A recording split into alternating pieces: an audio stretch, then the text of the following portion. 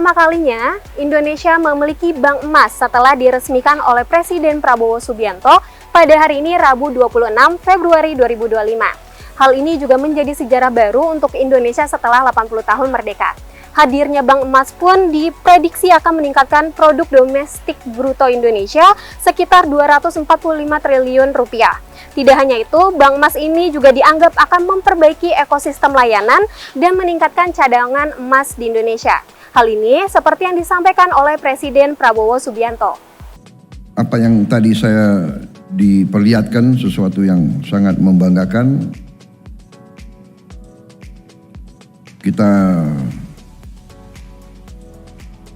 harapkan bahwa ini akan meningkatkan produksi domestik bruto kita. Kalau tidak salah bisa menambah 245 triliun. Kemudian akan membuka lapangan kerja 1,8 juta baru,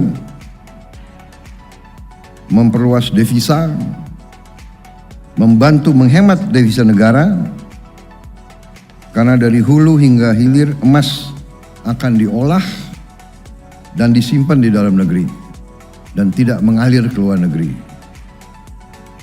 Meningkatkan juga pengendalian stabilitas moneter melalui mekanisme likuiditas emas. Indonesia disebut memiliki cadangan emas sekitar 2.600 ton. Angka tersebut membawa Indonesia menempati posisi ke-6 sebagai negara dengan cadangan emas terbesar di dunia. Meski demikian, menurut Menteri BUMN Erick Thohir, Indonesia masih tertinggal dari Singapura untuk kategori emas batangan. Potensi sumber daya alam kita luar biasa termasuk emas, Pak. Kita mempunyai reserve nomor 6, 2.600 ton. Tetapi tadi saya sama Pak Menko hitung-hitung, kalau reserve emas batangannya kita sama Singapura masih kalah, Pak. Singapura itu 228 ya Pak Menko ya. Dan kalau kita gabungkan Pak, yang ada di Bank Sentral ada 80, lalu di BSI kurang lebih 100, yang sebagian ada tabungan, titipan dan lain-lain.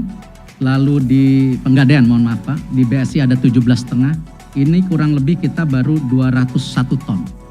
Artinya masih tertinggal. Terima kasih, ini Pak Bahlil menggenjot Pak.